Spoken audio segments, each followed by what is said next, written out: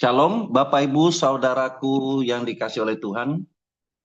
Puji Tuhan, senang Bapak Ibu dapat melayani di TU pada hari ini, di hari perdana saya melayani kebenaran firman Tuhan. Terima kasih kepada Pak Ferry atas undangannya untuk melayani firman Tuhan pada pagi ini. Luar biasa ya Bapak Ibu ya, ini jam 4:30 ya, dimulai kita sama-sama beribadah kepada Tuhan. Bapak Ibu saudaraku yang dikasih oleh Tuhan. Judul tema renungan firman Tuhan pagi ini adalah menghitung hari sisa. Ini benar Bapak Ibu, bahwa sesungguhnya kita dalam hidup ini adalah kita menjalani hari sisa di dalam kehidupan kita di bumi ini. Menjalani hari sisa di bumi ini. Dengan kita menyadari bahwa kita menjalani hari sisa, di mana kita harus memperhitungkan, mempertimbangkan kehidupan kita yang sungguh-sungguh singkat di bumi ini. Maka firman Tuhan yang terambil di Mazmur 90 ayat yang ke-12. Ya. Kita baca Bapak Ibu ya. Mazmur 90 ayat yang ke-12, silakan next slide. Ya. Mazmur 90 ayat yang ke-12, demikian firman Tuhan. Ajarlah kami menghitung hari-hari kami sedemikian hingga kami beroleh hati yang bijaksana. Ya. Pemazmur memberitahukan kepada kita supaya kita belajar. Ajarlah kami Tuhan menghitung hari-hari kami. Nah, hari-hari kami Bapak Ibu di dalam terjemahan NET, New English Translation, ditulisnya adalah mortality.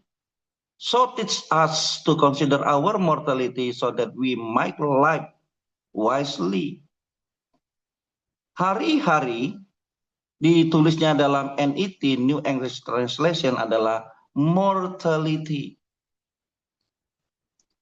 Jadi dapat diartikan atau diterjemahkan, terjemahan NET ini adalah ajarilah kami untuk mempertimbangkan kematian atau kefanaan kami agar kami dapat hidup dengan bijaksana. Jadi Bapak Ibu saudaraku yang dikasihi Tuhan, dalam menjalani hari-hari sisa kita, atau kita menghitung hari-hari sisa kita itu berkaitan dengan kematian. Atau kefanaan hidup kita di bumi ini. Bukankah betul Bapak Ibu, hidup kita ini sementara di bumi ini. Ya. Sementara singkat waktunya. Ya. Singkat waktunya.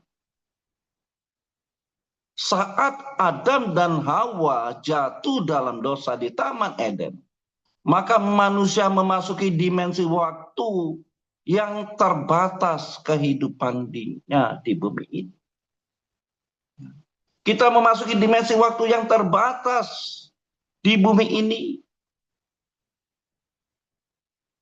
Maka ayat ini yang merupakan doa Musa menyadarkan kepada kita pagi ini bahwa hidup kita ini sungguh-sungguh singkat. Ya. Kalau kita baca di ayat yang ke-10, Mazmur 90 ayat yang ke-10, ya. Mazmur 90 ayat yang 10 ini ayat yang cukup terkenal ya Bapak Ibu. Kita baca, saya akan bacakan bagi Bapak Ibu.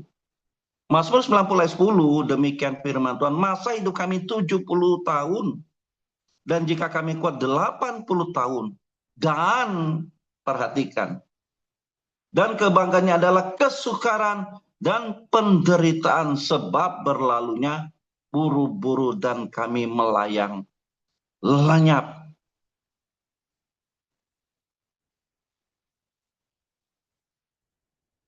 Bapak Ibu saudaraku yang dikasih oleh Tuhan.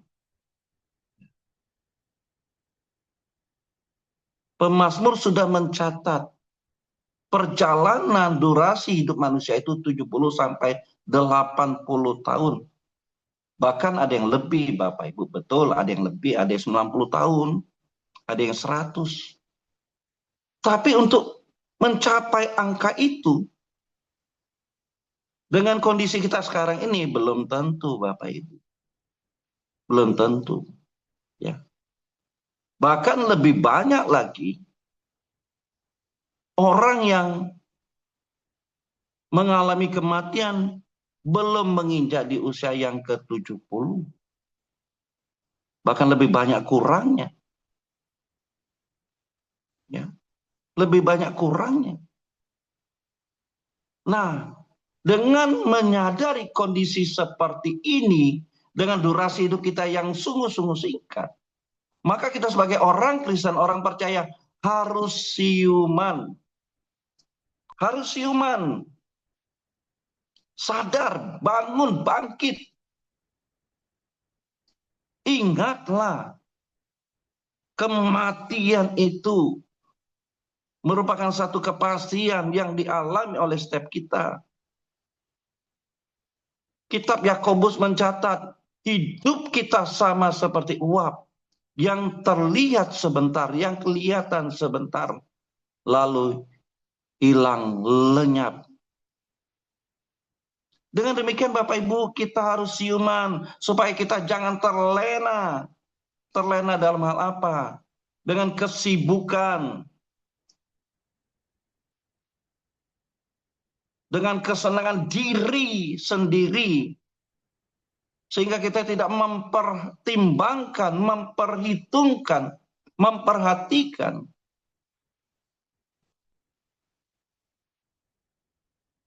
bahwa kita sama seperti menantikan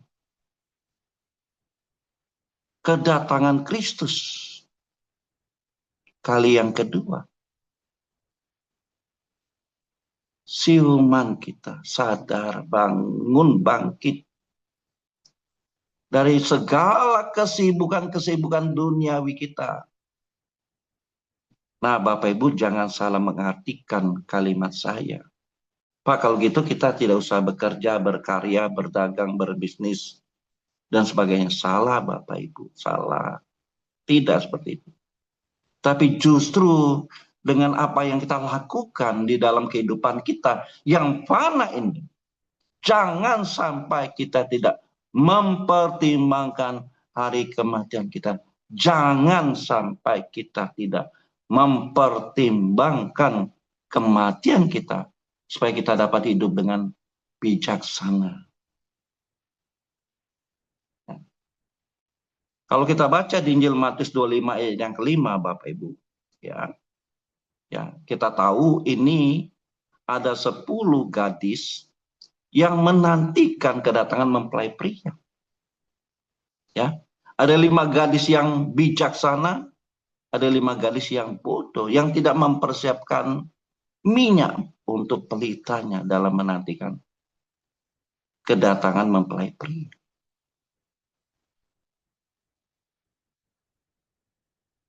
Ini berarti bagi kita semua Bapak Ibu. Kita tahu bahwa kita akan mengalami kematian dan kita tahu kita akan menghadap tata pengadilan Kristus. Kita tahu itu sebagai orang Kristen. Lalu sadarkah kita, apakah kita sudah mempertimbangkan hidup ini dengan bijaksana? Apakah kita sudah mempersiapkan segala sesuatu saat kita berhadapan dengan Kristus? Makanya kitab Mazmur ini kembali menyadarkan kita. Ajarilah kami, ajarilah kita semua.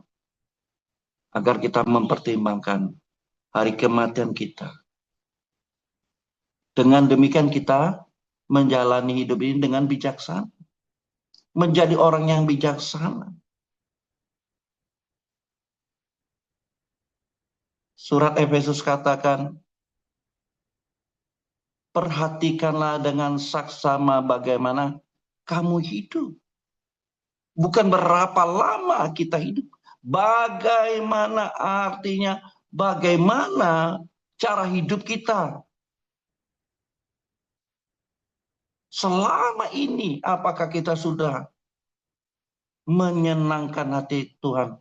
Ataukah kita belum? Makanya kita harus berlaku menjadi orang yang bijaksana. Bapak Ibu, kata menghitung dalam teks aslinya bukan hanya diartikan menghitung secara secara matematis, ya. Tapi ini berarti menghitung ini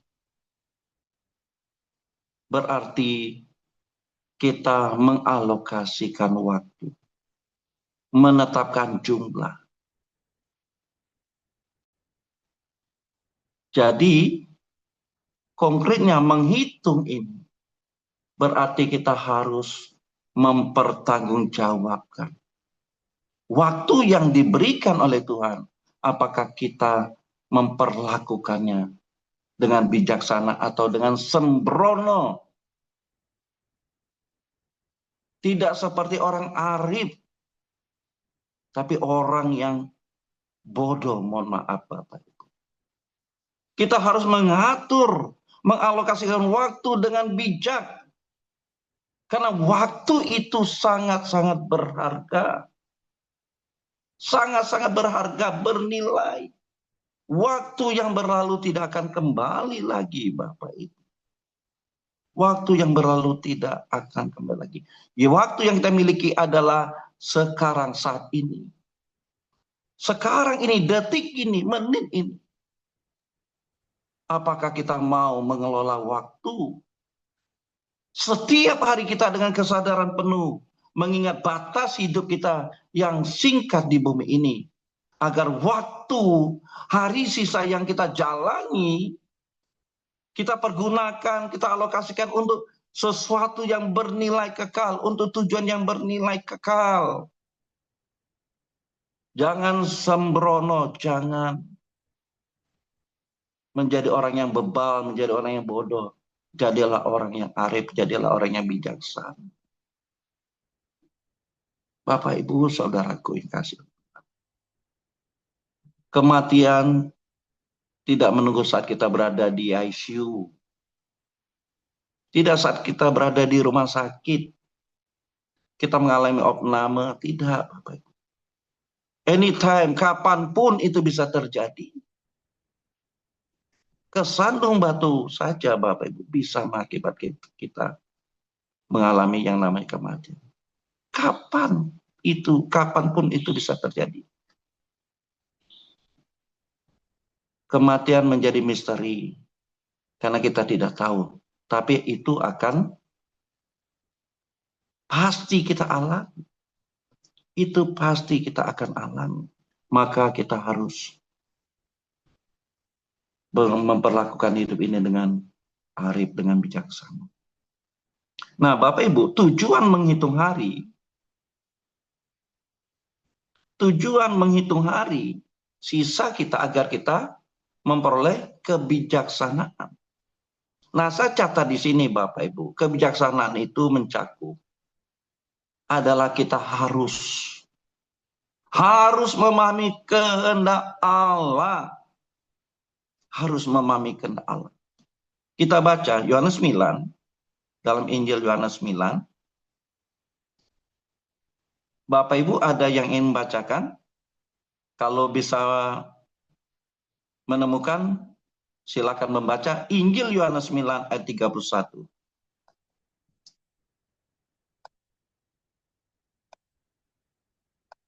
Yohanes pasal 9 ayat 31. Iya. Kita tahu bahwa Allah tidak mendengarkan orang-orang berdosa, melainkan orang-orang yang saleh dan yang melakukan kehendak-Nya. Amin. Amin. Jadi Bapak Ibu sudah jelas.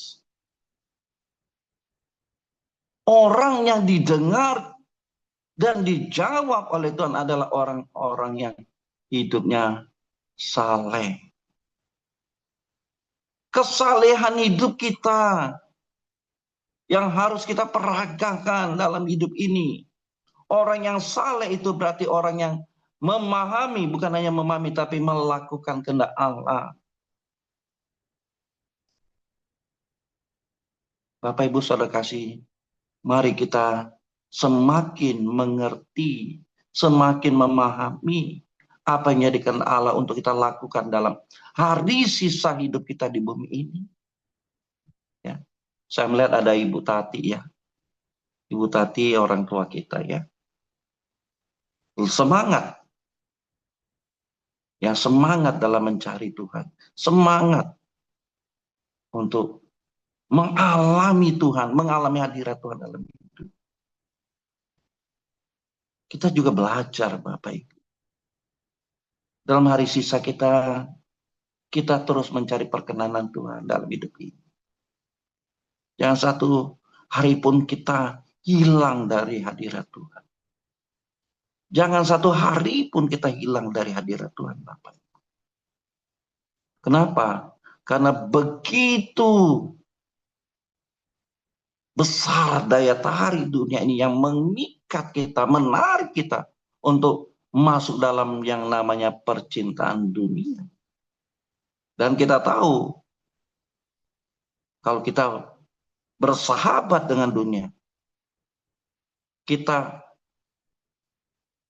masuk dalam jeratan percintaan dunia, maka kita menjadi seterunya Allah, musuhnya Allah. Amin. Kita terus berjuang Bapak Ibu, bagaimana hati kita terus semakin dekat, semakin melekat, semakin terikat hanya kepada Kristus saja. Supaya kita menjadi orang yang bijaksana, orang yang arif. Kita baca 1 Petrus 4, ayat yang kedua sampai yang ketiga. Silakan, 1 Petrus 4. Saya baca ya Pak. Silakan Ibu Tati. 1 Petrus 4 ayat 2 sampai 3a. Supaya waktu yang sisa jangan kamu pergunakan menurut keinginan manusia, tetapi menurut kehendak Allah. Sebab telah cukup banyak waktu kamu pergunakan untuk melakukan kehendak orang-orang yang tidak mengenal Allah. Amin. Terima kasih Bu Tati. Supaya waktu yang sisa kita menjalani hari sisa hidup kita di bumi ini, jangan lagi kita pergunakan untuk menuruti kehendak manusia, keinginan manusia. Sudah cukup banyak waktu yang kita buang untuk melakukan keinginan manusia, keinginan diri kita, keinginan daging kita, keinginan duniawi kita. Sudah cukup. Mari kita sekarang ini menghidupi apa yang menjadi kehendak Allah. Amin. Jangan lagi Bapak Ibu, jangan lagi kita terlena, tadi tulisan saya, terlena oleh kehidupan dunia ini. Mari kita sebagai orang Kristen, orang percaya yang sungguh-sungguh mau melakukan kehendak Allah. Ayo, terus lakukan. Hingga waktu kita selesai di bumi ini. Kita kedapatan berkenan di hadapan Allah. Kenapa? Karena kita mau mengenal Allah, mau melakukan kehendak Allah. Ada amin Bapak Ibu? Ya. Oke, kita lanjut. Kebijaksanaan ini adalah di mana kita membuat prioritas, skala prioritas yang benar.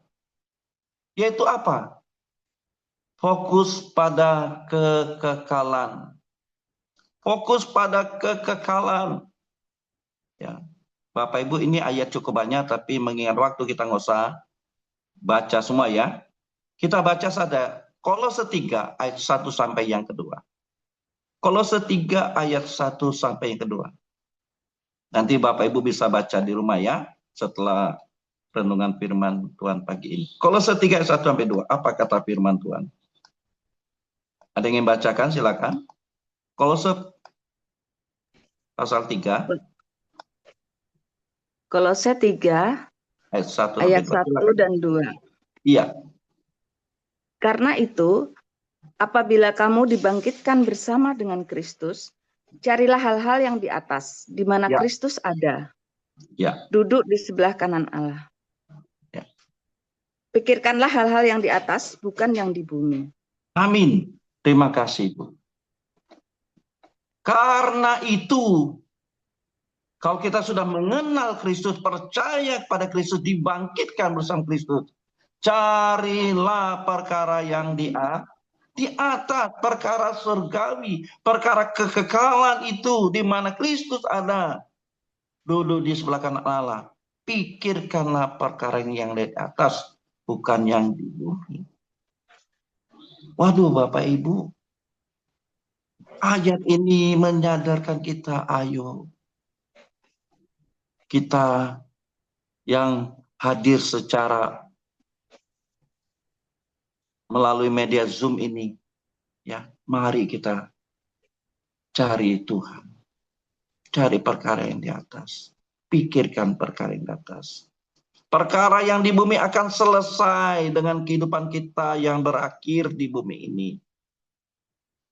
Perkara di bumi ini selesai karena bersifat temporer, bersifat sementara, fana, selesai di bumi ini. Tapi perkara yang di atas itu perkara kekekalan, perkara surgawi, itu membawa kita Bapak Ibu kepada suatu dimensi hidup yang kekal. Karena kita adalah makhluk yang kekal, karena ada roh Allah, ada nismat hayim, kata bahasa Ibrani, nismat hayim, pada saat Allah menghembuskan nafas pada Adam, sehingga Adam menjadi makhluk kekal. Nismat hayim, nafas kehidupan. Sekarang roh itu ada pada kita, sehingga menjadikan kita manusia kekal. Sadari Bapak Ibu, sama-sama kita sadar, mari terus kita menggelorakan, mencari perkara-perkara kekekalan, perkara-perkara surgawi itu. Yang ketiga Bapak Ibu, kebijaksanaan ini mencakup agar kita hidup takut akan Allah. Hidup takut akan Allah. Kita baca 2 Korintus 7 ayat yang 1.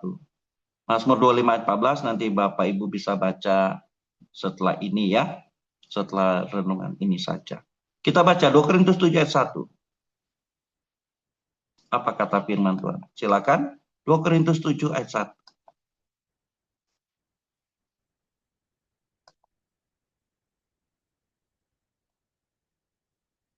Deng bacakan Bapak Ibu. 2 Korintus 7 ayat 1. Ya. Silakan. 2 Korintus 7 ayat 1. Saudara-saudaraku yang kekasih, karena kita sekarang memiliki janji-janji itu, marilah kita menyucikan diri kita dari semua pencemaran jasmani dan rohani, dan dengan demikian menyempurnakan kekudusan kita dalam takut akan Allah. Amin. Terima kasih Pak Gendro. Bapak Ibu, kita menerima janji-janji dari Allah. Tapi atas janji-janji itu, kita harus menyucikan diri kita dari segala pencemaran, baik itu jasmani dan rohani. Dan dengan demikian, menyempurnakan kekudusan kita dalam takut akan Allah.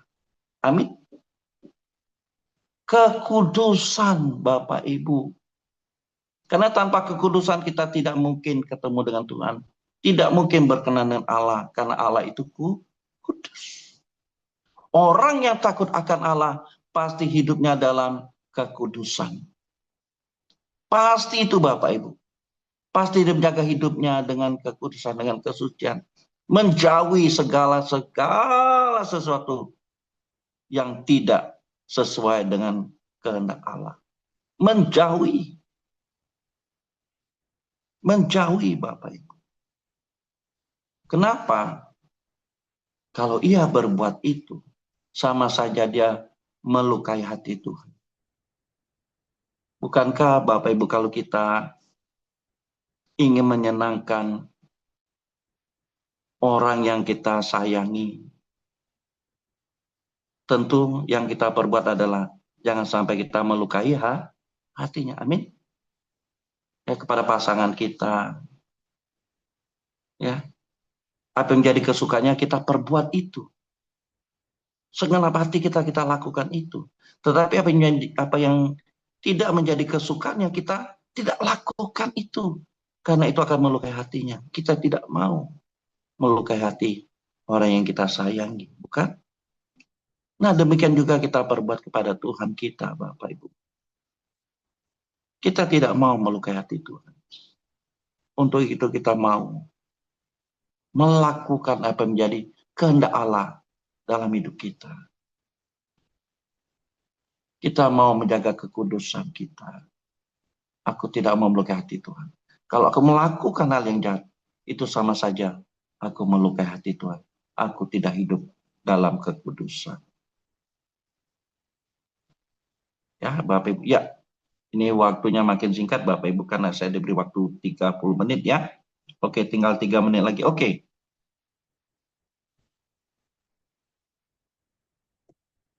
Nah, Bapak Ibu, slide berikutnya. Aplikasi dalam menghitung hari sisa kita. Ya. Aplikasi dalam menjalani hari sisa hidup kita di bumi ini. Maka yang pertama kita harus bangun adalah hidup dengan intensionalitas untuk Tuhan, bagi Tuhan. Ya. Ini nggak usah dibaca Bapak Ibu ya, Efesus 5 ayat 15 sampai 16 ya. Bagaimana perjalanan hidup kita di bumi ini? Bagaimana kita mengisi hari-hari sisa kita di bumi ini Bapak Ibu? Bangunlah hubungan yang intens dengan Tuhan. Seperti renungan, seperti ibadat pagi ini ya, di mana pagi di TTU jam 4:30 pagi. Luar biasa Bapak Ibu. Ya. Ini sama saja kita mulai merajut hubungan dengan Tuhan. Menjalin relasi kita dengan Tuhan. Semakin intim, semakin akrab, semakin karib. Semakin mendalam dengan Tuhan. Tanpa hubungan yang mendalam dengan Tuhan, Bapak Ibu, bisa terhilang hidup kita di hadapan Tuhan. Bisa hilang, Bapak Ibu. Tapi dengan semakin intensnya hubungan yang kita bangun dengan Tuhan, maka semakin kita menjalin relasi yang akrab, yang kuat dengan Tuhan. Lalu berikutnya, hiduplah dengan penuh kebijaksanaan. Bagaimana kita memandang hidup ini dari perspektif kekekalan. Jadi Bapak Ibu, kalau kita memandang hidup ini dari perspektif kekekalan, maka kita tidak lagi tidak mengucap syukur atas apa yang terjadi. Atas peristiwa, persoalan, pergumulan, penderitaan sekalipun yang kita alami, kita tidak akan bersungguh-sungguh, tidak mengucap syukur. Kita selalu mengucap syukur atas apa yang terjadi dalam hidup kita. Karena Tuhan tahu, Tuhan mengendalikan, Tuhan berdaulat atas hidup kita. Tuhan tahu, selembar rambut pun tidak akan jatuh tanpa seizin oleh Tuhan. Kalau kita percaya sepenuhnya pada Tuhan Bapak Ibu, maka kita memandang segala peristiwa yang kita alami itu dari perspektif kekekalan, dari perspektifnya Tuhan. Cara pandang Tuhan. Sehingga kita semakin bersyukur. Puji Tuhan. Kita selalu mengucapkan puji Tuhan. Semua karena anugerah Tuhan. Semua karena kasih setia Tuhan.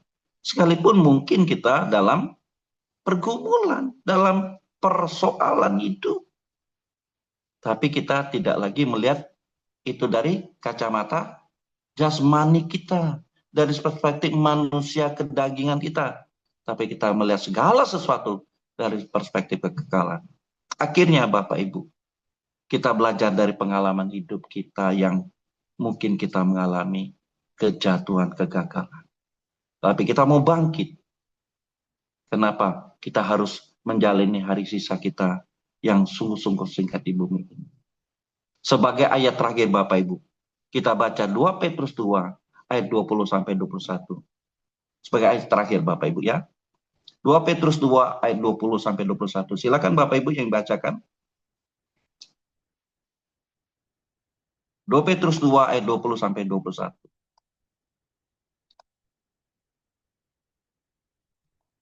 Dua Petrus 2 Ya. ayat 20 sampai 21. Ya. Sebab jika mereka oleh pengenalan mereka akan Tuhan dan Juru Selamat kita, Yesus Kristus, telah melepaskan diri dari kecemaran-kecemaran dunia, tetapi terlibat lagi di dalamnya, maka akhirnya keadaan mereka lebih buruk daripada yang semula. Karena itu bagi mereka adalah lebih baik jika mereka tidak pernah mengenal jalan kebenaran daripada mengenalnya, tetapi kemudian berbalik dari perintah kudus yang disampaikan kepada mereka. Demikianlah firman Tuhan. Terima kasih, Amin. Bu Tuti. Bapak Ibu, mari kita belajar dari kegagalan, kesalahan hidup kita. Kita pernah jatuh, kita pernah berbuat dosa. Tapi jangan kita mengulang lagi. Amin. Ingat ayat ini Bapak Ibu. Kalau sampai kita melakukan itu, kata firman Tuhan tadi apalah?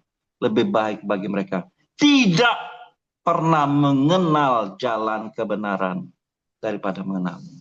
Mari kita Bapak Ibu yang hadir melalui Zoom ini, kita terus gelorakan gairah surgawi itu dalam hidup kita. Semakin bertumbuh dalam pengenalan akan Tuhan dan semakin mempercayai Tuhan dalam hidup ini. Apapun yang terjadi, percayalah sepenuhnya pada Tuhan. Mari kita menjalani hari sisa ini dengan berlaku seperti orang yang arif, menjadi orang yang bijaksana. Selamat berjuang Bapak Ibu. Tuhan Yesus memberkati.